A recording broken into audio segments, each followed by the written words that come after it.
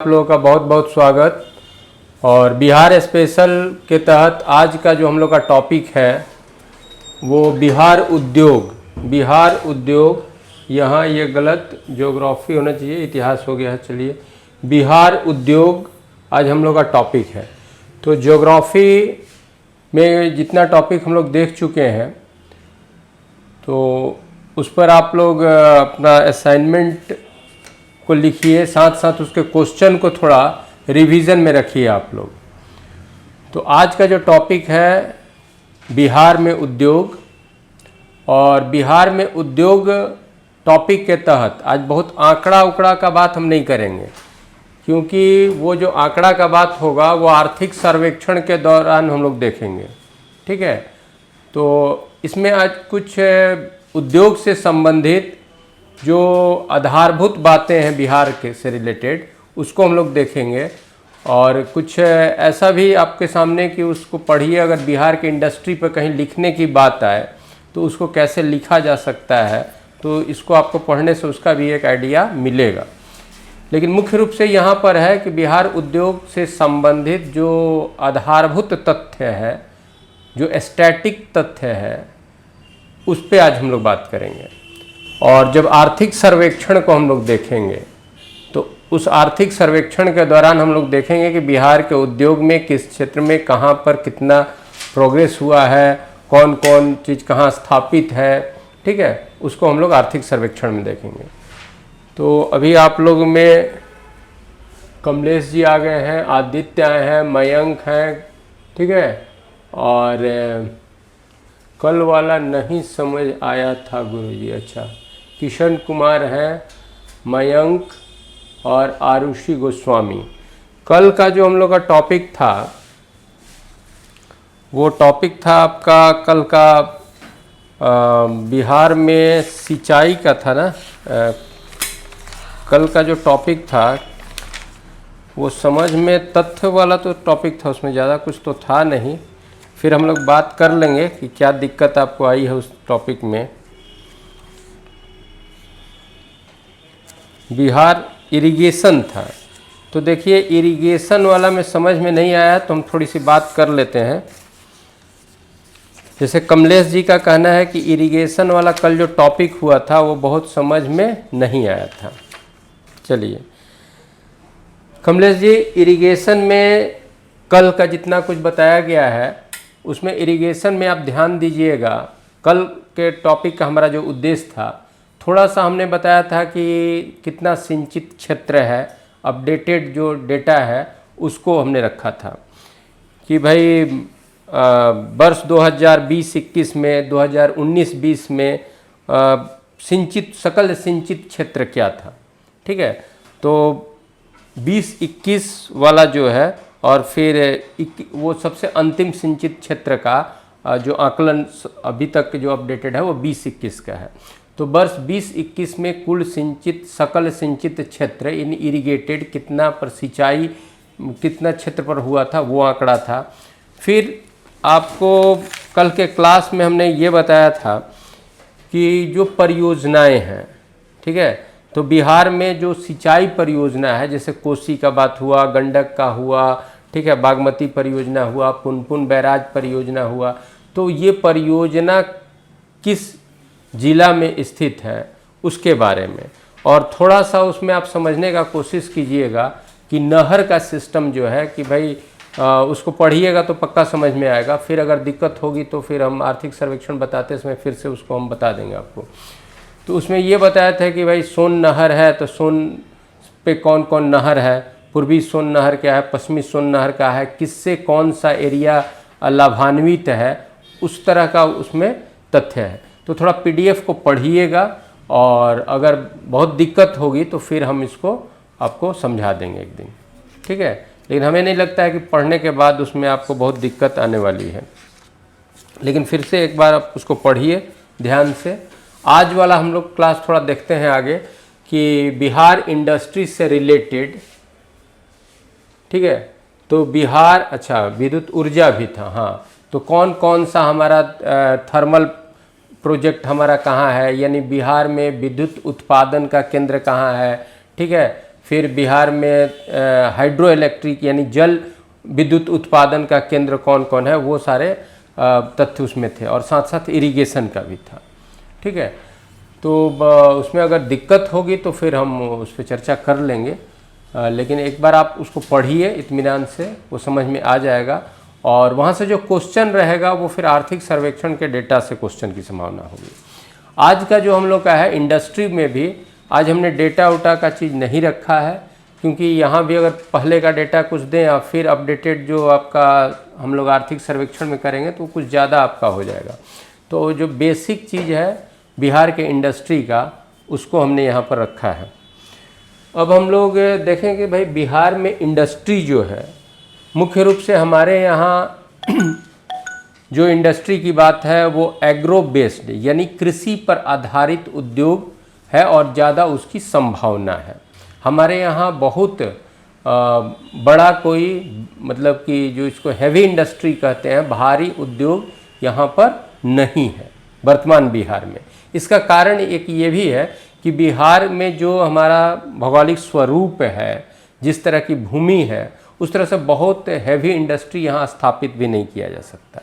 ठीक है, दूसरी बात, वर्तमान बिहार में जो खनिज संसाधन का बात है, उद्योग, तो उसकी भी अब कमी है, वो भी हमारे पास फिर बाहर से लाना होगा।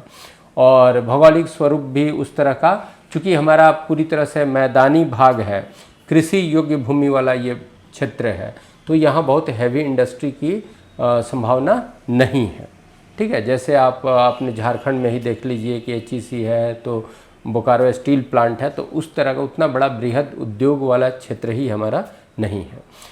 फिर बिहार में इंडस्ट्री जो भी है तो उसको, लेकिन हमारे यहाँ एग्रो बेस्ड यानी कृषि पर आधारित उद्योग की काफ़ी संभावना है, छोटे छोटे कृषि पर आधारित उद्योग की यहाँ काफ़ी संभावना है। ठीक है, तो चूंकि आज हम ऑब्जेक्टिव एग्ज़ाम के ख्याल से बात कर रहे हैं, तो इसलिए इस पर जैसे हम लोग मेंस के ख्याल से भी बात नहीं कर रहे हैं, तो उसमें हम उस पर ज़्यादा डिटेल आपको नहीं जाएंगे कि क्या क्या कारक है कि भाई नहीं हो पाता है, क्या क्या संभावित है, लेकिन कुछ इसमें लिखा हुआ है। ठीक है, तो यहाँ पर अभी स्लाइड में ये थोड़ा सा लंबा आपको पेज दिखेगा, लेकिन उसमें ऑब्जेक्टिव के लिए क्या कहाँ कहाँ क्या ज़रूरी है उसको जानना है। ठीक है, तो इसमें अब देखोगे लिखा हुआ है बिहार में उपलब्ध उद्योगों को निम्न वर्गों में वर्गीकृत किया जा सकता है। कृषि आधारित उद्योग, कृषि आधारित उद्योग यानी वो उद्योग जो कृषि के प्रोडक्ट पर, कृषि के उत्पादित प्रोडक्ट पर आधारित हो, तो कृषि आधारित उद्योग। दूसरा होगा वन आधारित उद्योग, तीसरा है खनिज आधारित उद्योग, और चौथा है अन्य उद्योग। ठीक है, तो इस तरह से बांट सकते हैं।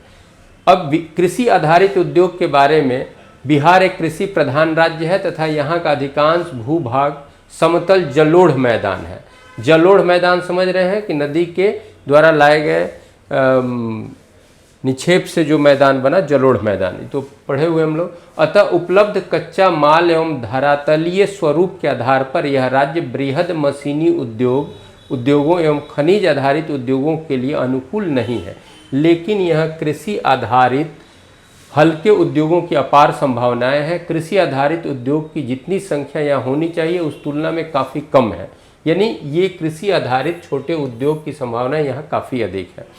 वर्तमान में बिहार में उपस्थित कृषि आधारित उद्योग को निम्न शीर्षकों में देख सकते हैं। कृषि आधारित पर खाद्य प्रसंस्करण उद्योग, ठीक है,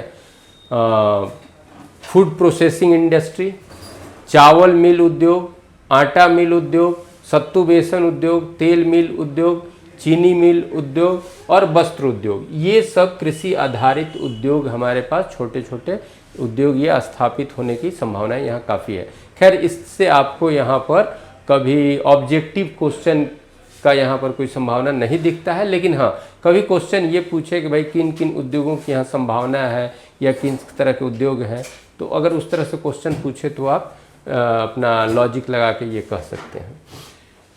खाद्य प्रसंस्करण उद्योग, तो खाद्य प्रसंस्करण ऐसे उद्योग के कच्चा माल चावल, गेहूं, मक्का, तिलहन जो भी है, और सब्जियां, पशु उत्पाद यानी दूध से जो आधारित जो प्रोडक्ट जो होगा वो, ऐसे उद्योग की संभावना बिहार में काफ़ी है।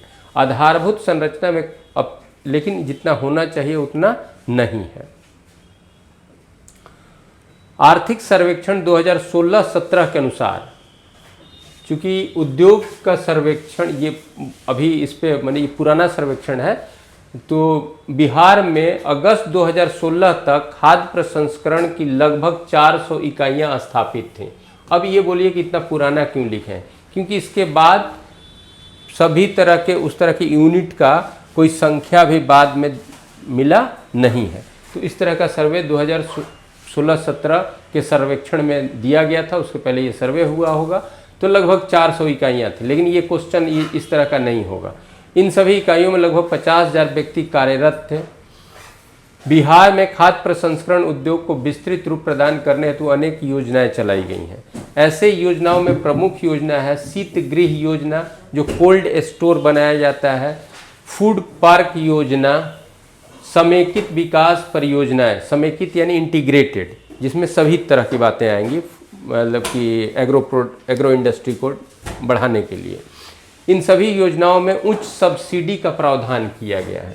उच्च सब्सिडी क्या होता है कि जैसे आपका जो भी लागत होगा उसमें सरकार भी, जैसे आप लोन ही ले रहे हैं, सरकार अगर कोई सहायता दे रही है तो आप सब्सिडी तो समझते हो ना, इसे 1 लाख दे रही है तो भाई आपको 75,000 ही चुकाना है, 25,000 आपको सब्सिडी मिला। तो इस तरह का सरकार के द्वारा कदम उठाया गया है एग्रो इंडस्ट्री को प्रमोट करने के लिए। अब इसमें कुछ योजनाएं हैं, उसको आप पढ़े। फूड पार्क योजना के तहत बिहार में खगड़िया, हाँ ये हम लोग के लिए इम्पॉर्टेंट होगा। फूड पार्क योजना के तहत बिहार में खगड़िया, रोहतास तथा बक्सर में फूड पार्क स्थापित करने के कार्य किए जा रहे हैं, जिनमें खगड़िया फूड पार्क निर्माण के अंतिम चरण में है। खगड़िया, रोहतास एवं बक्सर के फूड पार्क के अतिरिक्त हाल ही में मुजफ्फरपुर में फूड पार्क विकसित करने की घोषणा की गई है, जो वहाँ काम भी हुआ। तो फूड पार्क, ठीक है, फूड पार्क क्या है, तो भाई फूड पार्क किस रूप में, तो ये एग्रो इंडस्ट्री को ही, यानी जो कृषि का उत्पाद है उस पर छोटे छोटे उद्योग के लिए जो एक इंफ्रा दिया जा रहा है उसको फूड पार्क कहा गया, ठीक है, जहाँ छोटे छोटे कृषि आधारित उद्योग बैठाए जा सकें। तो फूड पार्क कहाँ कहाँ बिहार में, तो खगड़िया, रोहतास, बक्सर और मुजफ्फरपुर। खगड़िया, रोहतास, बक्सर और मुजफ्फरपुर में फूड पार्क की स्थापना का स्थापित किया गया है, ठीक है। तो कौन जिला जो है बिहार का जहां फूड पार्क स्थापित किया गया है, तो खगड़िया, रोहतास, बक्सर और मुजफ्फरपुर, ठीक है। ये फिर आपके लिए एक फैक्ट बनता है। अब चावल मिल उद्योग, तो धान बिहार के कृषि का सबसे प्रमुख फसल है। चावल बिहार का मुख्य भोज्य पदार्थ भी है, यानी भोजन में कंज्यूम ज़्यादा होता है चावल। बिहार में धान के उत्पादन में वृद्धि हुआ है। वर्तमान में बिहार में धान से चावल तैयार करने की पारंपरिक विधि से आगे बढ़ते हुए इसे उद्योग के रूप में स्थापित किया जा चुका है, यानी बड़े बड़े राइस मिल बिहार में स्थापित हुए हैं, ठीक है। और इन कुछ वर्षों में ये तेज़ी से बढ़ा भी है और उसका अच्छा पैकेजिंग कर करके उसका मार्केटिंग भी किया जा रहा है और वो आपके मार्केट में अच्छे ब्रांड के रूप में बिहार के चावल भी आ चुके हैं। तो और इसकी संभावना बिहार में काफ़ी अधिक है इस इंडस्ट्री को बढ़ाने का, ठीक है। अब यहाँ पर थोड़ा सा कि बिहार में चावल मिल से संबंधित जो क्षेत्र मुख्य रूप से है, जहाँ चावल मिल है, तो पूर्वी चंपारण में है, पश्चिमी चंपारण में है, सीतामढ़ी, मधुबनी, दरभंगा, किशनगंज, रोहतास। जबकि चावल के उत्पादन में शीर्ष जिले जो हैं वो रोहतास है, आपका पश्चिमी चंपारण भी है और फिर आपका रोहतास, पश्चिम चंपारण मुख्य रूप से चावल उत्पादन में शीर्ष जिला के रूप में और उत्पादक, इसको हम लोग सर्वे रिपोर्ट में अपना देखेंगे कि कहाँ पर चावल का उत्पादन सबसे ज़्यादा हो रहा है, यानी धान का उत्पादन ज़्यादा हो रहा है, और कहाँ पर उत्पादकता यानी प्रोडक्टिविटी, प्रति हेक्टेयर ज़्यादा उत्पादन कहाँ होता है। उस आंकड़ा को आज हम यहाँ नहीं डाले हैं, ठीक है। अब आप देखेंगे आटा मिल उद्योग भी एक है, लेकिन इसमें कुछ खास ऑब्जेक्टिव का चीज़ यहाँ से आपको नहीं मिलेगा। सत्तू बेसन उद्योग, मतलब आपको कभी लिखना हो तो भाई उद्योग की संभावना, तो ये सब। और फिर जो हमारा तिलहन जो हमारे यहाँ होता है उस पर आधारित तेल मिल की भी और ये जो है बिहार में बड़ी तेल मिलें लगभग 500 हैं। खैर ये ऐसा कोई नंबर एग्जैक्ट ये 500 है और इस तरह क्वेश्चन नहीं होगा, लेकिन अधिकांश तेल मिल जो है पटना, गया, शाहाबाद क्षेत्र में है। बिहार में तिलहन के उत्पादन एवं तेल मिलों की संख्या दोनों में वृद्धि के लिए सही कार्य योजना की आवश्यकता है। चीनी उद्योग, चीनी उद्योग से संबंधित हमारा यहाँ पर क्वेश्चन ऑब्जेक्टिव का मिलेगा। पहले पारंपरिक रूप से ईख से हम लोग गुड़ बनाते थे, ठीक है, लेकिन फिर चीनी मिल, और चीनी मिल जो आधुनिक चीनी मिल में बिहार का पहले से ही बड़ा स्थान है। और बिहार में चीनी मिल उत्तर पश्चिम बिहार तथा दक्षिण पश्चिम बिहार में स्थित है। उत्तर पश्चिम बिहार और दक्षिण पश्चिम बिहार, तो उत्तर पश्चिम बिहार यानी चंपारण क्षेत्र में, और दक्षिण पश्चिम बिहार यानी ये रोहतास वाला क्षेत्र में, ठीक है। तो बिहार में चीनी मिल उत्तर पश्चिम बिहार तथा दक्षिण पश्चिम बिहार में स्थित है। दक्षिण पश्चिम बिहार के अधिकांश चीनी मिलें जो डालमिया में मुख्य रूप से थी बंद हो चुकी है तथा पुनः खुलने की स्थिति में भी नहीं है। पश्चिम चंपारण, पूर्वी चंपारण, सारण, सीवान, गोपालगंज, दरभंगा, वैशाली एवं समस्तीपुर चीनी उद्योग के विशेष क्षेत्र हैं।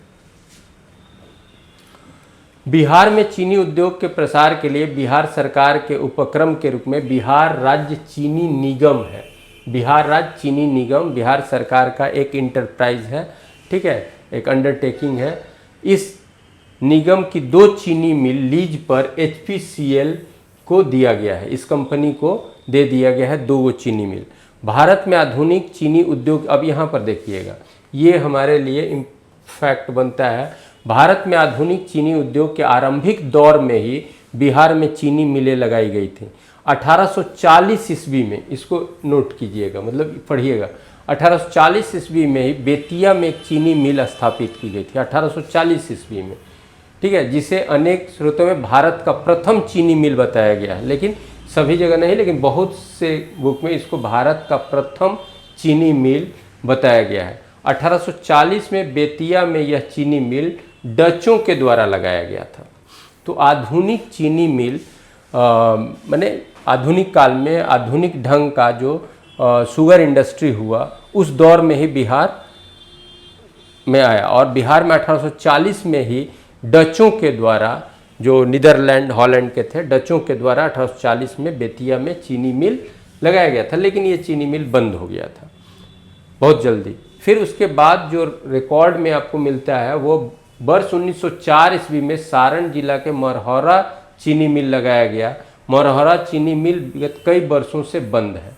तो ये मढ़ौरा भी इसको लिखा जाता है, मढ़ौरा भी लिखा हुआ मिलेगा कहीं, मढ़ौरा भी और मरहौरा भी, ठीक है। ये कहाँ है? वर्तमान के सारण जिला में, ठीक है, सारण जिला में चीनी मिल मढ़ौरा, जो कब स्थापित हुआ था? 1904 में। हमने बताया कि आज इंडस्ट्री पर रिलेटेड जो स्टैटिक कुछ फैक्ट्स है उस पर हम आज बात कर रहे हैं, लेकिन ये चीनी मिल बंद है।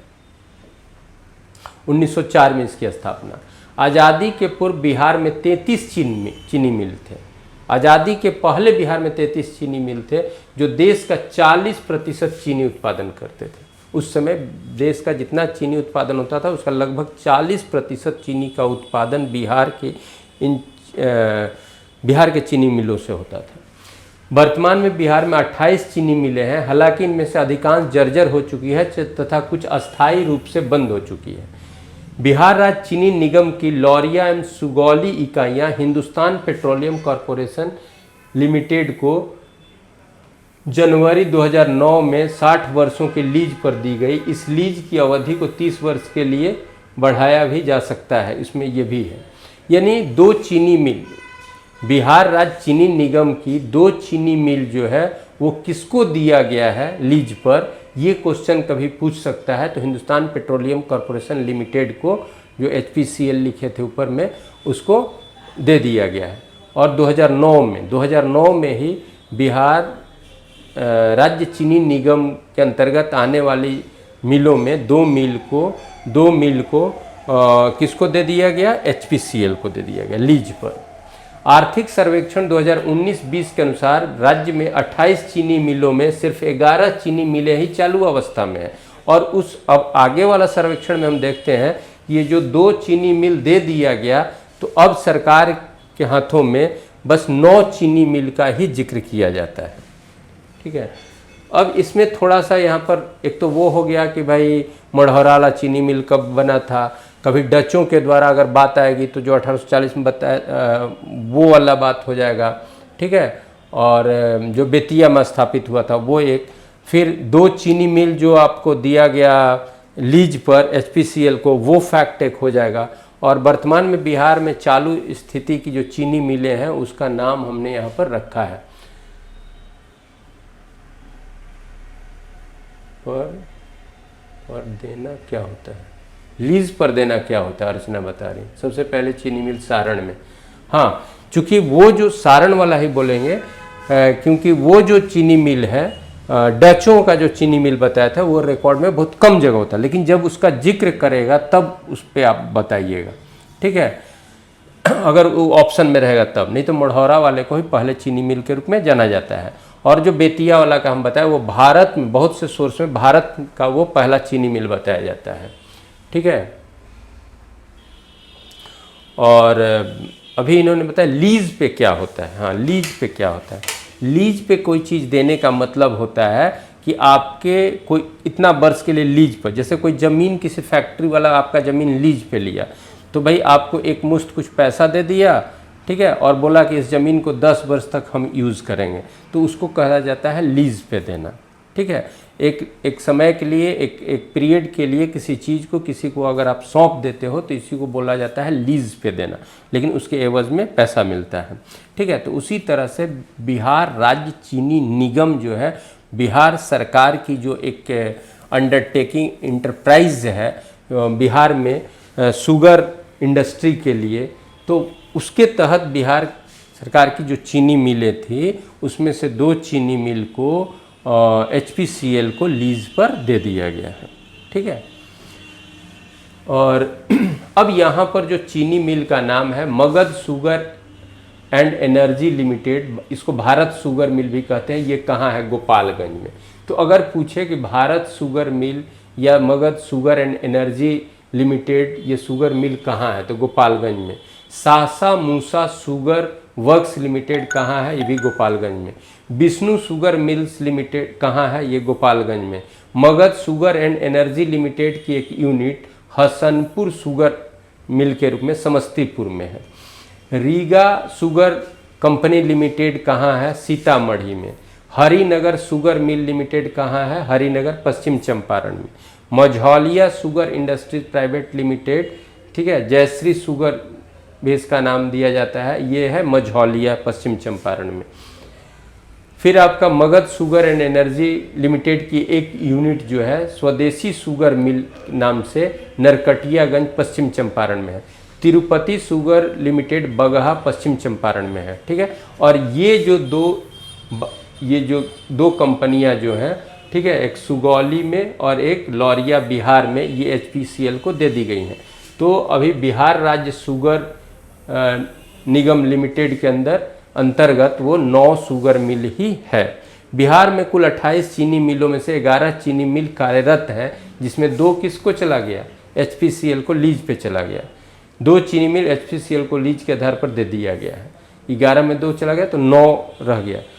11 चीनी मिलों में से 6 चीनी मिलों में आसवन संयंत्र स्थापित किया गया है, जिससे लगभग इतना 1000 लीटर प्रतिदिन इथाइल अल्कोहल का उत्पादन किया जाता है। खैर ये आपसे नहीं पूछेगा। तो यहाँ पर चीनी मिल और कहाँ पर वो स्थित है, उस तरह के क्वेश्चन के लिए वो आपका एक आंकड़ा, मतलब कि वो फैक्ट बनता है। वर्ष 2019-20 में इतना लाख क्विंटल ईख की पेराई हुई और इतना लाख क्विंटल चीनी का उत्पादन हुआ। ये आंकड़ा, इसके बाद वाला जो आंकड़ा होगा वो आपको सर्वे रिपोर्ट में हम बताएंगे। 11 चीनी मिलों में से 8 चीनी मिलों में खोई से संयुक्त रूप से इतना मेगावाट बिजली का उत्पादन भी। अब बस जान लो, वो फिर ई वाला पहले का है कि अब चीनी मिल का भी जो अवशिष्ट बचता है उससे बिजली उत्पादन का भी काम शुरू हुआ है। ठीक है, वर्ष 2019 के पेराई मौसम में चीनी मिल में कुल 117 दिनों तक चली, जो पिछले वर्ष की तुलना में 28 दिन कम है। ये आंकड़ा अभी ये थोड़ा पुराना हो गया, तो इसकी संभावना कम है। नया जो होगा थोड़ा चीनी मिल पर जो आंकड़ा, वो आपको सर्वे रिपोर्ट में जो भी होगा उसको बताया जाएगा। ईख का उत्पादन था उत्पादकता यानी प्रोडक्टिविटी बढ़ाने हेतु राज्य सरकार ने एक दीर्घकालिक कार्यक्रम मुख्यमंत्री गन्ना विकास योजना के माध्यम से किसानों को प्रोत्साहित करने का काम किया है। तो मुख्यमंत्री गन्ना विकास योजना, तो ये तो नाम से ही पता चल रहा है भाई किस काम के लिए। तो ईख के उत्पादन को बढ़ाने के लिए और प्रोडक्टिविटी को बढ़ाने के लिए। प्रोडक्टिविटी का मतलब हुआ प्रति हेक्टेयर में जितना उत्पादन होता है उसको उत्पादकता कहते हैं। तो प्रति हेक्टेयर में ज़्यादा उत्पादन हो और कुल उत्पादन भी बढ़े, इसके लिए मुख्यमंत्री गन्ना विकास योजना बिहार सरकार द्वारा चलाया गया है। और इस योजना के तहत क्या आपका मुख्य लक्ष्य क्या है कि सर्वप्रथम चीनी मिलों ईख उत्पादकों को ब्रीडर बीज खरीदने के लिए प्रोत्साहन राशि दी जाए।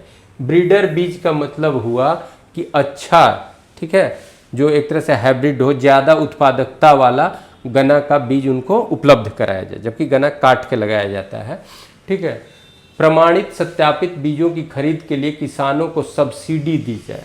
प्रोत्साहन राशि और सब्सिडी। प्रोत्साहन राशि जो हुआ कि भाई इतना खेती कीजिएगा तो इतना आपको प्रति हेक्टेयर इतना रुपया आपको दिया जाएगा कि आप ईख की खेती की तरफ उन्मुख होइए। और सब्सिडी हुआ कि आपको एक तरह से लोन दिया जाएगा और उस लोन का कुछ हिस्सा आपको चुकाना नहीं होगा। जैसे आप 1 लाख लिए तो सब्सिडी अगर मान लो 25% कह रहे हैं तो आपको चुकाना कितना होगा, 75,000 ही चुकाना होगा। तो इसको हम लोग सब्सिडी कहते हैं। सर हम लोग के गन्ना मझौलिया और सुगौली चीनी मिल में जाता है, आरुषि गोस्वामी। चलिए अच्छा है, आप इसका मतलब कि चंपारण क्षेत्र की हैं।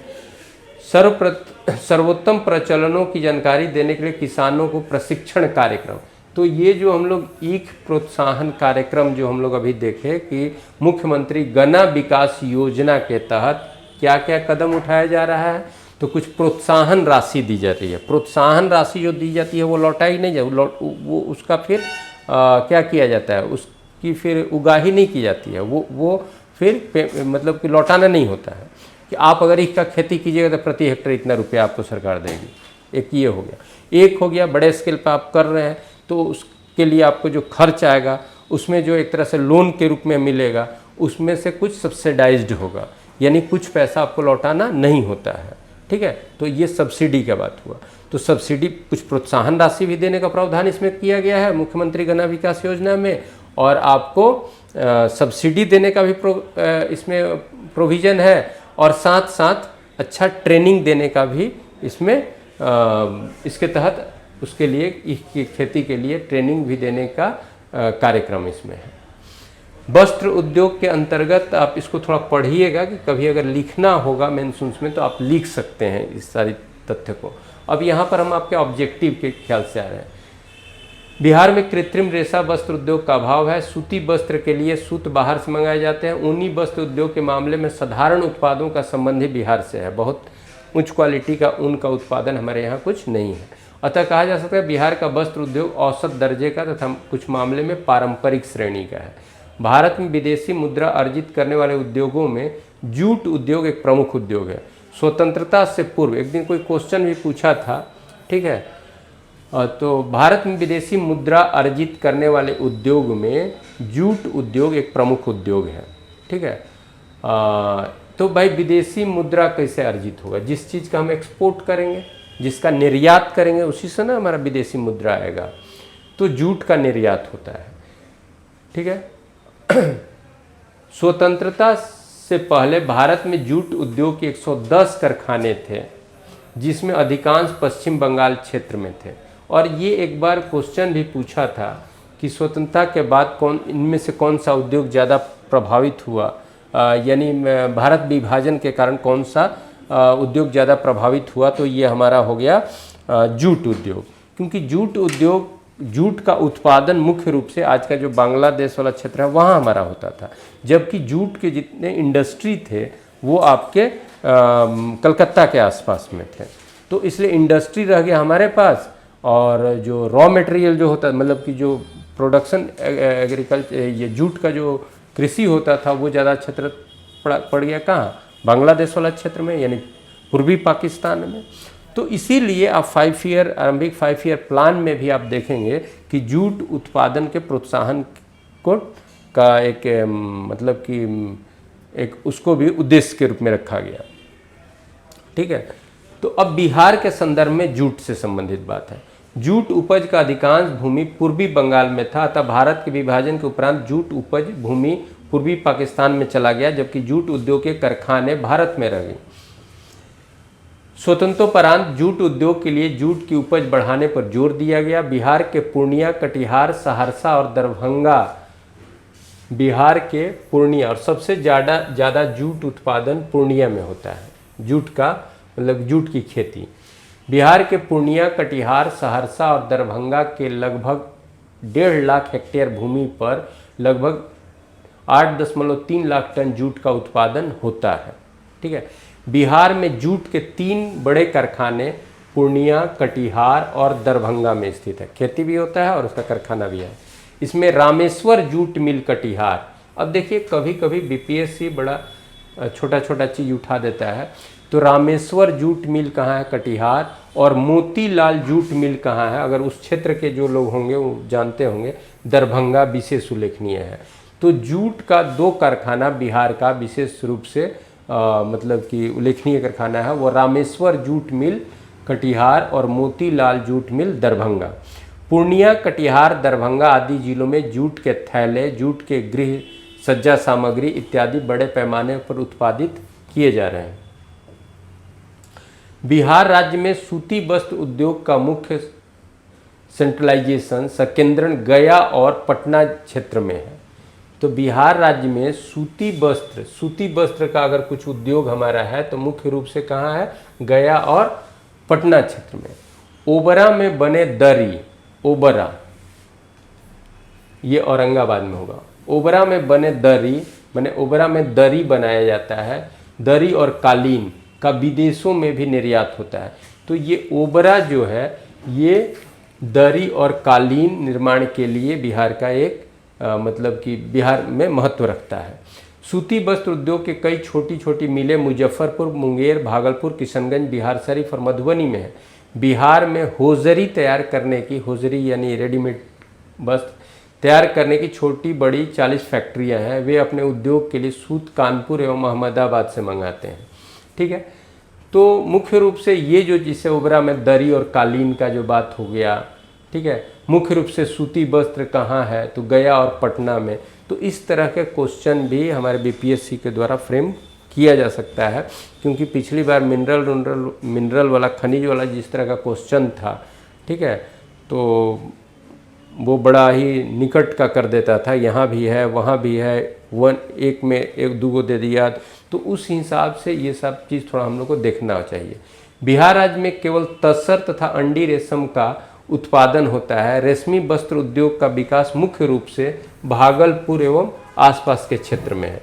तो रेशम उद्योग के लिए भागलपुर, रेशम उद्योग की प्रधानता के कारण भागलपुर को सिल्क सिटी कहा जाता है। तो ये सब तो आम चीज़ है, सब लोग जानते हो, लेकिन फिर भी वर्ष 2016-17 में मुख्यमंत्री कोसी मलबरी योजना आरंभ की गई।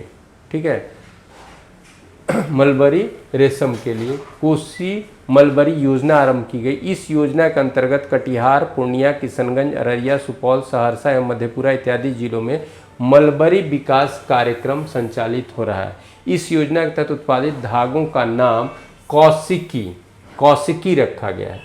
तो ये फिर हमारे लिए इम्पोर्टेंट होगा। मलबरी विकास कार्यक्रम के तहत जो धागा उत्पादित हो रहा है उस प्रमोशन कार्यक्रम के तहत उसके लिए एक ब्रांड नाम दिया गया है कौशिकी। वर्तमान में बिहार में हथकरघा यानी हाथ से हैंडलूम क्षेत्र में लगभग 1.5 लाख लोग कार्यरत हैं। बिहार में हथकरघा से उत्पादित उत्पादों संबंधित जिलों को इस रूप से दर्शाया गया है। अब देखो यहाँ पर आप देखोगे उत्पाद रेशमी वस्त्र, सूती वस्त्र, सजावटी कपड़ा, चादर, इसके लिए भागलपुर। सूती कपड़ों के महीन सूत और धोती, इसके लिए दरभंगा, सीतामढ़ी। जूट के थैला, जूट का सज्जा सामग्री यानी डेकोरेशन के लिए जूट का अगर कुछ भी बनता है तो उसके लिए उद्योग है पूर्णिया, कटिहार में। ऊनी कंबल, ऊनी कालीन के लिए औरंगाबाद, अभी कालीन जो ओबरा का बात हुआ था औरंगाबाद में। बनारसी साड़ी, ऊनी कालीन, ये कैमूर। और एक बार आपको क्वेश्चन भी शायद हम भेजे थे, ये बनारसी साड़ी तो कहाँ पर भाई, तो कैमूर, भभुआ में, कैमूर जिला का हेडक्वार्टर भभुआ में, ठीक है। तो इस तरह का जो चीज़ है आप सोचोगे कि तो ऐसे, लेकिन यहाँ से क्वेश्चन अगर बना दिया जाए तो कन्फ्यूज़न में दिक्कत भी हो जाता है। तो खास करके ये जैसे कालीन का बात है तो कालीन एक पिक्यूलियर दिख रहा है, कहीं कालीन तो दिख नहीं रहा है दूसरे जगह, तो ये औरंगाबाद और ओबरा जगह पर, ठीक है। जूट का थैला उला का तो पूर्णिया, कटिहार, ठीक है। तो ये आप ध्यान से इसको देख लीजिएगा।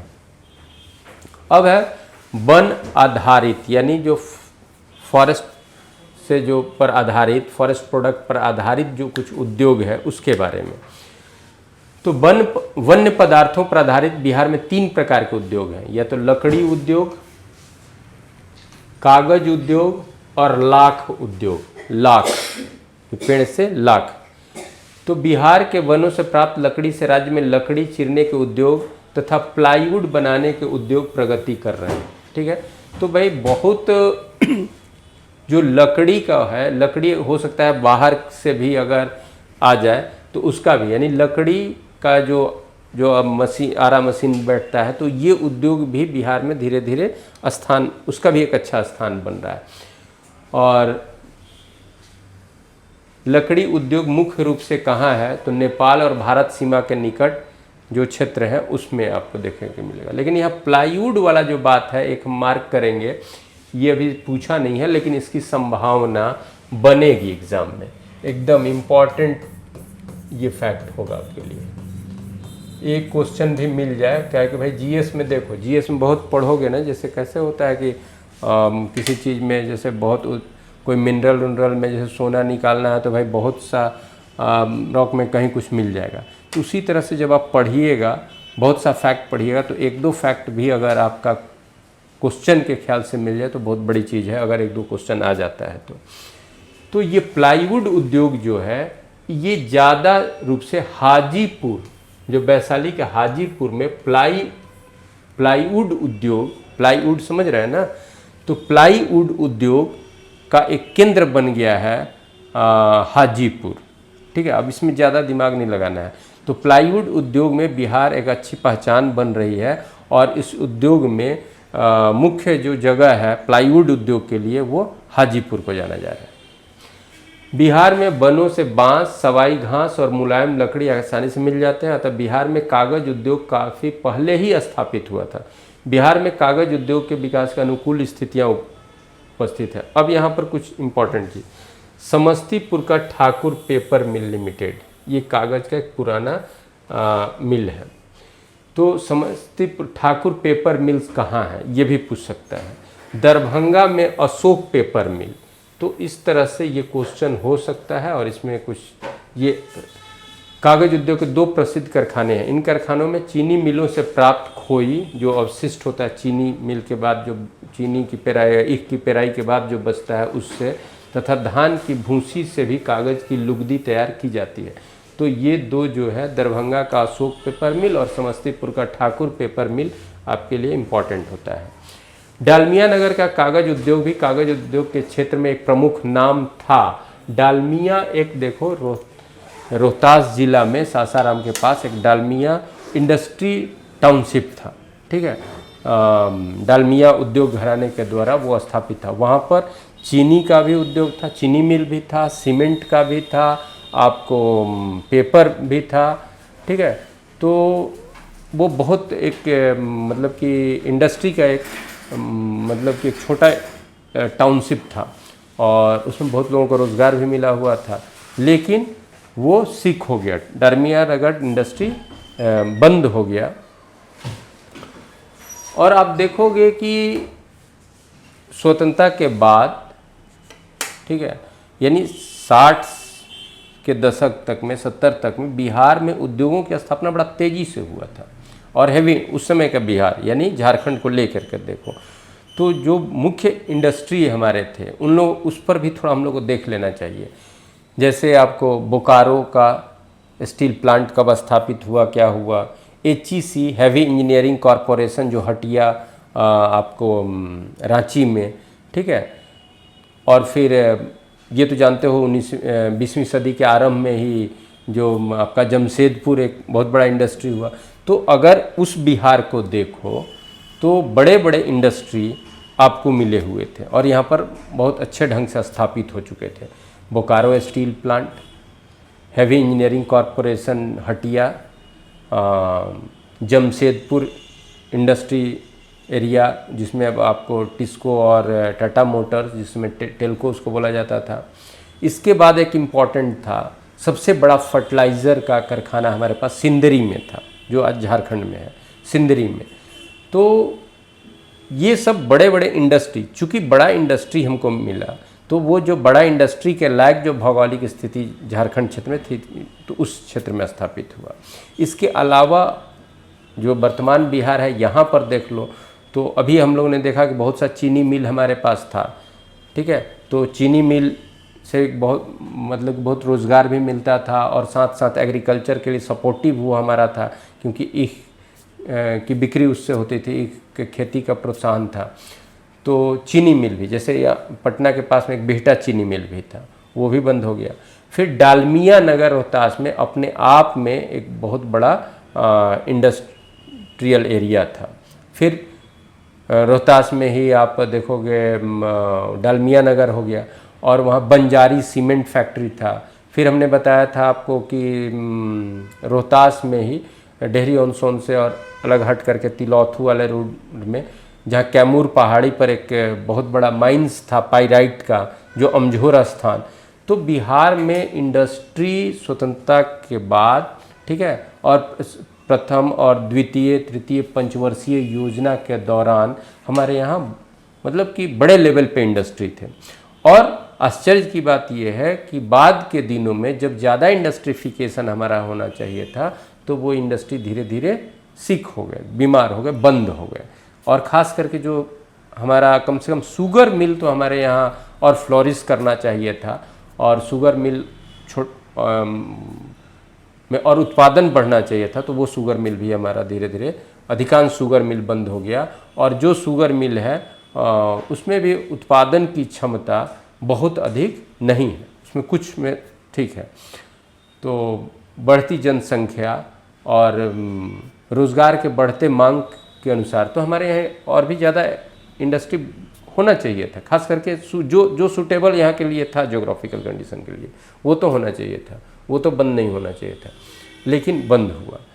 तो ये एक बहुत बड़ा कारण हुआ हमारे कि सेकेंडरी सेक्टर में जो हमारा ग्रोथ होना चाहिए था वो हमारे ये बाधक रहा। अब जो आज की डेट में अगर देखा जाए तो ये तो एकदम मान लेना है कि भाई हैवी इंडस्ट्री यहाँ लगाना, और इसके लिए ना वो उपयुक्त ये भौगोलिक अवस्था यहाँ की है, ना इसकी ज़रूरत है। हाँ, यहाँ पर एग्रीकल्चर बेस्ड छोटे छोटे इंडस्ट्री की संख्या बढ़ानी होगी, ठीक है। और वो चाहे वो एंटरप्रेन्योरशिप से, स्टार्टअप के तहत अब धीरे धीरे हो भी रहा है। तो उसी क्रम में चूँकि यहाँ पर हम लोग क्वेश्चन के हिसाब से बात कर रहे हैं, तो जो मुख्य रूप से स्टैटिक बातें कि कहाँ पर चीनी मिल कौन है, थोड़ा सा सूती उद्योग और कालीन और ऊन वाला बात बोले, बनारसी साड़ी वाला बात बोले, तो कहाँ इसका उत्पादन होता है, इस तरह का उद्योग बिहार के कहाँ पर है, ये हमारे लिए इम्पॉर्टेंट होगा। जूट का बात है तो कहाँ पर है, कागज़ का बात है तो कहाँ पर है। तो ये आज के इस क्लास में ये सब जो स्टैटिक फैक्ट्स हैं उसको आप मार्क करके उसको पढ़ लीजिएगा। वन्य पदार्थ पर आधारित उद्योगों में लाख उद्योग का लाख क्या होता है, तो भाई लाख का पेड़ होता है और उससे एक आपको कि गोंद जैसा पदार्थ निकलता है और उसका बड़ा उपयोग है, ठीक है। उसका क्या है तो कहीं भी जो स्टिक कराने सटाने उटाने के लिए उसका मांग होता है, या फिर कहीं इंसुलेटर के रूप में भी उसका शायद काम आता है, तो उसका डिमांड काफ़ी है। ठीक है, और उसका ICAR का एक रिसर्च सेंटर है, लाख रिसर्च सेंटर, वो आपको बिहार में नहीं, वो रांची में है, नामकुम में। ठीक है, तो Indian council of agriculture research का एक लाख सेंटर, लाख को लाह भी कहीं लिखा जाता है, तो लाख अनुसंधान केंद्र जो है वो रांची के नामकुम में है। ठीक है, भारतीय लाख अनुसंधान केंद्र, वो किसका है? Indian council of agriculture research का।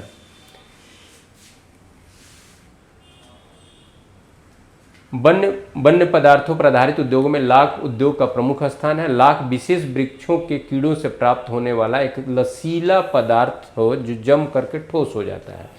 लाख को लाह भी कहा जाता है। लाख के विशेष वृक्षों में पलाश, बैर, कुसुम आदि प्रमुख है। इस पर बहुत जानकारी हमको नहीं है, तो शायद इन सारे वृक्षों से भी लाख बनाया जाता है या मिलता है। बिहार में लाख उद्योग का विकास गया एवं पूर्णिया में हुआ है। अब ये देखो, अगर मान लो क्वेश्चन उठा दे, ऐसे ही नहीं लिख दिए हैं इसका कि बिहार में लाख उद्योग का विकास गया और पूर्णिया, मान लो क्वेश्चन दे देता है कि बिहार में लाख उद्योग के लिए मुख्य रूप से किस क्षेत्र को जाना जाता है, कौन सा जिला को जाना जाता है, तो गया और पूर्णिया। झारखंड में लाख उद्योग का ज़्यादा विकास हुआ है। रांची में भारतीय कृषि अनुसंधान परिषद का एक लाख रिसर्च सेंटर स्थापित है। अब खनिज आधारित उद्योग पर आइए। बिहार में खनिज आधारित उद्योगों में मुख्य रूप से सीमेंट उद्योग, क्रशर उद्योग, क्रशर समझ रहे हो ना, वो जो चट्टान उट्टान को तोड़ करके जो चिप्स बनाया जाता है, बिल्डिंग मटेरियल्स के रूप में जो गिट्टी बनाया जाता है। ताप विद्युत केंद्र, थर्मल इलेक्ट्रिक जो सेंटर बनता है, और तेल शोधन यानी रिफाइनरीज, जैसे आपका बरौनी रिफाइनरी है, तथा रासायनिक उर्वरक केमिकल फर्टिलाइजर उद्योग। ठीक है, तो ये आपके पास खनिज आधारित उद्योग है। बिहार में सीमेंट उद्योग का सबसे प्रमुख स्थान रोहतास जिला का बंजारी है। ठीक है, जो पुराना है, ऐसे औरंगाबाद में भी स्थापित हुआ है। बिहार में सीमेंट का एक बड़ा कारखाना डालमिया नगर रोहतास में स्थित है। बिहार के औरंगाबाद में श्री सीमेंट, जबकि भभुआ में इको सीमेंट की इकाई स्थापित की गई है। ठीक है, तो सीमेंट उद्योग कहाँ कहाँ है ये ध्यान में रखना है। बिहार में भवन निर्माण कार्य के लिए आवश्यक गिट्टी उद्योग अर्थात क्रशर उद्योग भी बड़े स्तर पर पाया जाता है, लेकिन ये कोई बहुत पॉजिटिव उद्योग नहीं है। ठीक है, क्योंकि भाई आपके पास जितना चट्टान है, अब तेज़ी से अगर क्रशर उद्योग को आप बढ़ा रहे हैं तो कहीं ना कहीं ये आपका पर्यावरण में असंतुलन का ही बात होगा। ये कोई बहुत पॉजिटिव उद्योग नहीं है। ठीक है, इसको एकदम बैलेंस रूप में, इसमें आप बहुत ज़्यादा इसका विकास आप नहीं कर सकते हैं, और इसका अगर विकास कर रहे हैं तो कहीं ना कहीं प्रॉब्लम लीजिएगा। ठीक है, तो ये क्रशर इंडस्ट्री ठीक है आपके पास है। अब मान लो कि हम लकड़ी उद्योग का ही बात कर रहे हैं, तो लकड़ी उद्योग के आपके पास कितना वन है, और वन की तेज़ी से पेड़ों की कटाई करके लकड़ी उद्योग को प्रमोट करना ये कोई बहुत बड़ी बात, बहुत अच्छी बात नहीं होगी। हाँ, जो पेड़ काटने योग्य हैं, जो कट रहे हैं, उससे अच्छा लकड़ी का प्रोडक्ट, फिर लकड़ी काट के, लकड़ी को चीर करके उससे अच्छा फर्नीचर, ये सब बनाने का अगर कोई आप बना देते हैं कि उसको ज़्यादा से ज़्यादा उसका वैल्यू बढ़ा सके, उसमें ज़्यादा से ज़्यादा, वो बात है। लकड़ी उद्योग बढ़ाने का मतलब ये नहीं कि वनों से तेज़ी से लकड़ी का उठाना, ये कोई बहुत बड़ी बात नहीं। ये बहुत अच्छी, मतलब कि अच्छा कदम, अच्छा मतलब पॉजिटिव डायरेक्शन ये नहीं होगा। ठीक है, और ना ऐसा किया भी नहीं जाता है। अब क्रशर उद्योग ही है, तो इसको एक संतुलन में जितनी ज़रूरत है, जितना तक क्रशिंग किया जा सकता है, जितने मतलब कि जो चट्टान इस तरह से टूट चुके हैं, गिर चुके हैं, उनका क्रशिंग। अब पहाड़ को तोड़ करके, पहाड़ को विस्फोट से उड़ा करके फिर उसके चट्टान को क्रश अगर कर रहे हो तो फिर ये बहुत पॉजिटिव डायरेक्शन नहीं होगा। इसलिए बिहार में उद्योग के लिए जो कृषि उत्पाद हमारा है, चाहे वो सब्जी का हो, चाहे फल से हो, उस पर आधारित वैसा उद्योग जो वर्तमान के मार्केट में के लिए उसका पैकेजिंग, उसका प्रोसेसिंग कर करके आप रोज़गार मतलब जनरेट कर सकते हो और उद्योग को बढ़ा सकते हो, और वो सही डायरेक्शन का उद्योग होगा। दक्षिण बिहार में के कैमूर पर्वत था गया, नालंदा, नवादा एवं मुंगेर क्षेत्र के पठारी भाग के चट्टानों को तोड़कर गिट्टी बनाने का कार्य एक उद्योग के रूप ले चुका है। इस उद्योग की अनियंत्रित गतिविधियों में आवश्यक नियंत्रण भी अपेक्षित है। यानी ताप विद्युत उत्पादन केंद्र में कोयला का प्रयोग होता है, अतः यह उद्योग भी खनिज आधारित उद्योग की श्रेणी में आता है, जबकि आपके पास कोयला बहुत नहीं है, कोयला बाहर से मंगाओगे। बिहार के प्रमुख ताप विद्युत केंद्र कौन कौन है? तो बरौनी थर्मल पावर स्टेशन, कहल, ये तो पहले भी हम लोग पढ़ चुके हैं, कांटी भी, ठीक है। तो ये सबको भी आपको याद रखना है कि कौन कहाँ पर स्थित है। बिहार में तेल शोधन कारखाना बेगूसराय के, यानी रिफाइनरी जो है वो कहाँ पर है, पेट्रोलियम रिफाइनरी कहाँ है? तो बेगूसराय के बरौनी में। बरौनी किस जिला में है? बेगूसराय में। कभी कभी छोटा छोटा चीज़ भी गलत हो जाता है। बरौनी तेल शोधन कारखाना की स्थापना सोवियत रूस एवं रोमानिया के सहयोग से 1964 में हुआ। अब बरौनी में आपका तेल शोधन भी है, बरौनी में आपका इलेक्ट्रिक प्रोजेक्ट भी है, ठीक है, इलेक्ट्रिक उत्पादन का प्रोजेक्ट भी है। तो बरौनी एक, आगे हम लोग पढ़ेंगे इसमें कि बरौनी एक इंडस्ट्रियल एरिया के रूप में विकसित हो चुका है।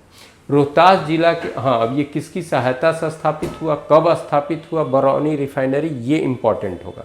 रोहतास जिला के अमझोर नामक स्थान पर भारत सरकार के उपक्रम के रूप में पायराइट, इसकी चर्चा हम लोग पहले भी किए हैं, फॉस्फेट्स एंड केमिकल लिमिटेड कार्यरत है।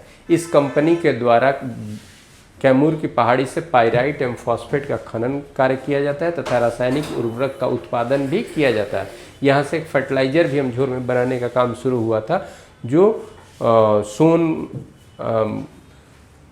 सोन खाद या सोन गंगा खाद करके ऐसा ब्रांड। लेकिन सच पूछो तो ये अमझोर वाला भी जो प्लांट है ये बंद हो चुका है।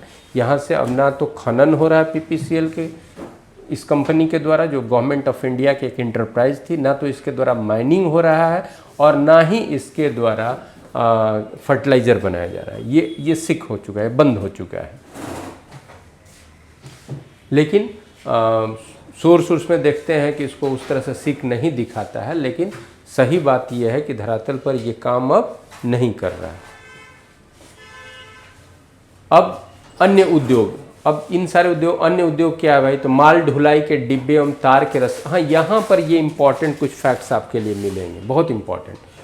माल ढुलाई के डिब्बा एवं तार की रस्सी बनाने के लिए मोकामा में Bharat wagon and engineering limited की स्थापना की गई थी। ये company Bharat wagon and engineering limited, जो बंद हो चुका है, ये बंद हो चुका है, इसलिए की गई थी। रेलवे वैगन मुजफ्फरपुर, एक रेल का कोच बनाने का मुजफ्फरपुर में आर्थर बटलर कंपनी बनाया गया था। बाद में दोनों को मिला दिया गया था, ठीक है, और फिर इसको गवर्नमेंट इंटरप्राइज के रूप में किया गया, ठीक है। लेकिन ये दोनों भारत वैगन के रूप में फिर नाम हुआ और ये दोनों बंद हो चुका है। चमड़ा प्रसंस्करण उद्योग बरौनी और मुजफ्फरपुर में स्थापित है, ठीक है। बाटा कंपनी के कारखाने मोकामा एवं दीघा में है, दीघा पटना। कांच उद्योग से संबंधित कारखाना पटना, भवानी नगर, अररिया एवं हाजीपुर में है। रेल पहिया कारखाना, रेल का पहिया बनाने का कारखाना सारण जिला के बेला स्थान पर है, इंपॉर्टेंट है। Carriage repair rail workshop Nalanda जिला के हरनौत में है, ठीक है, यानी ये जो क्या कहते हैं मालगाड़ी का डब्बा, ठीक है, उसका रिपेयर वर्कशॉप नालंदा जिला के हरनौत में है। रेलवे का रेल विद्युत इंजन कारखाना मधेपुरा जिला में, मधेपुरा में है। डीजल एवं इलेक्ट्रिक इंजन कारखाना सारण जिला के मढ़ौरा में है। महरौरा जहाँ लिखे हैं, चाहे मढ़ौरा एक ही है, महरौरा में है। बेगूसराय के बरौनी में इंडियन ऑयल कॉरपोरेशन लिमिटेड तथा fertilizer corporation of India limited की इकाइयां स्थापित हैं। इसके साथ ही बरौनी ताप विद्युत केंद्र भी है। बरौनी में क्या क्या है ये, इसके अतिरिक्त बरौनी बिहार के डेयरी उद्योग के स्थान में भी एक प्रमुख स्थान है। यानी बरौनी से रिलेटेड जो इंडस्ट्री है, तो बरौनी में आपका रिफाइनरी भी है, फर्टिलाइज़र भी है और साथ साथ थर्मल इलेक्ट्रिसिटी का सेंटर भी है, ताप विद्युत केंद्र भी है। इसके साथ साथ बरौनी तेजी से डेयरी प्रोडक्शन में भी आगे बढ़ रहा है। ठीक है, अब आप देखोगे बिहार उद्योग से संबंधित कुछ अन्य महत्वपूर्ण बातें। राज्य के प्रमुख उद्योग में मुजफ्फरपुर और मोकामा में भारत वैगन लिमिटेड का रेलवे वैगन प्लांट तथा बरौनी में भारतीय तेल निगम का शोध कारखाना काफ़ी महत्वपूर्ण है। लेकिन ये जो है मुजफ्फरपुर और मोकामा में भारत वैगन लिमिटेड का जो रेलवे वैगन यानी डब्बा बनाने का जो कारखाना था वो बंद हो चुका है, उसको गवर्नमेंट ने बंद कर दिया है। ठीक है, लेकिन ये था वहाँ पर। बरौनी का HPCH और अमझौर का PPCL राज्य के प्रमुख उर्वरक संयंत्र हैं। अमझौर वाला को बंद नहीं बताता है लेकिन बंद है वो। ठीक है, तो बरौनी में भी फर्टिलाइज़र कंपनी है और अमझौर में फर्टिलाइज़र कंपनी है। उन्हीं सारी बातों को थोड़ा एक जगह लिखा हुआ है जो इम्पोर्टेंट है। सिवान, भागलपुर, पंडौल, मोकामा तथा गया में बड़ी कताई मिलें हैं। ठीक है, सूत की कताई मिल। कटिहार और समस्तीपुर में पटसन के बड़े कारखाने हैं। पटसन यानी वो जूट ही है। और पश्चिम चंपारण, मुजफ्फरपुर और बरौनी में चमड़ा प्रसंस्करण उद्योग है। हाजीपुर में दवाई बनाने का कारखाना है। ये एक हाजीपुर और कुछ मुजफ्फरपुर में भी इस तरह से हो रहा है, लेकिन मुख्य रूप से हाजीपुर में। बंजारी के कल्याणपुर सीमेंट उद्योग का बिहार के उद्योग में महत्वपूर्ण स्थान है। अब उद्योग और स्थान मुख्य रूप से आपके लिए ये इम्पॉर्टेंट होगा, इसको इग्नोर मत कीजिएगा। ठीक है, इसको इग्नोर मत कीजिएगा इस टेबल को। चाय उद्योग किशनगंज, चाय का उत्पादन भी, चाय का खेती भी और चाय पर आधारित उद्योग किशनगंज। सिंदूर उद्योग लखीसराय। अब हमारे पास जो है छोटा मोटा उसी को नहीं याद करना है। दिया सलाई उद्योग यानी वो कटिहार। रेल पहिया छपरा, बेलापुर या बेला। बर्तन उद्योग सिवान एवं बिहटा के निकट परेव एक स्थान है। परेव बिहटा के वो कोइलवर के पास है। बिहटा और कोइलवर के बीच में परेव स्थान है, वहाँ पर बर्तन उद्योग।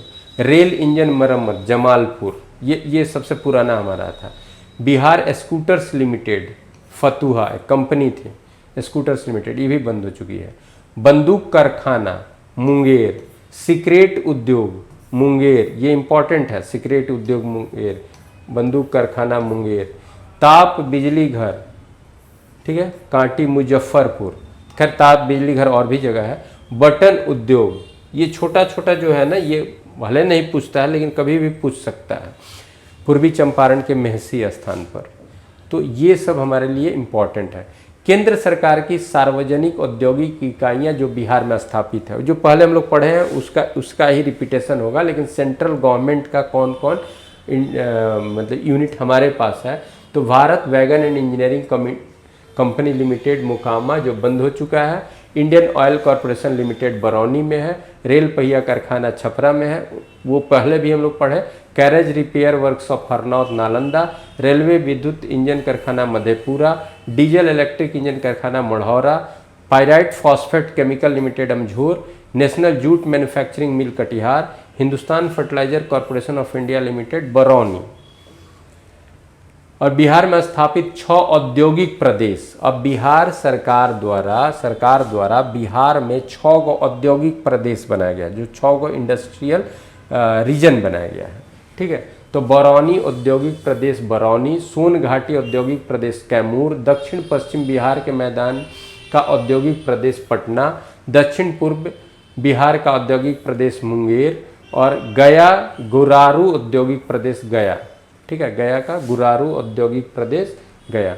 और उत्तर पश्चिम गंगा मैदान का चीनी उद्योग प्रदेश चंपारण। ये 6 इंडस्ट्रियल रीजन या जोन्स बिहार में स्थापित है। बनारसी साड़ी का उत्पादन भभुआ में होता है। ये चूँकि हमको लग रहा है कि इम्पॉर्टेंट है, ये और कहीं होता नहीं है, चूँकि बनारस से नज़दीक भी वो क्षेत्र पड़ेगा, लेकिन वहाँ पर ये उद्योग है। तो ये कभी ना कभी ये पूछेगा, कभी ना कभी ये पूछेगा। और हम क्वेश्चन में भी आपको एक बार भेजे हुए हैं 50 वाला जो क्वेश्चन है। ईरी रेशम का उत्पादन पूर्णिया जिले में होता है।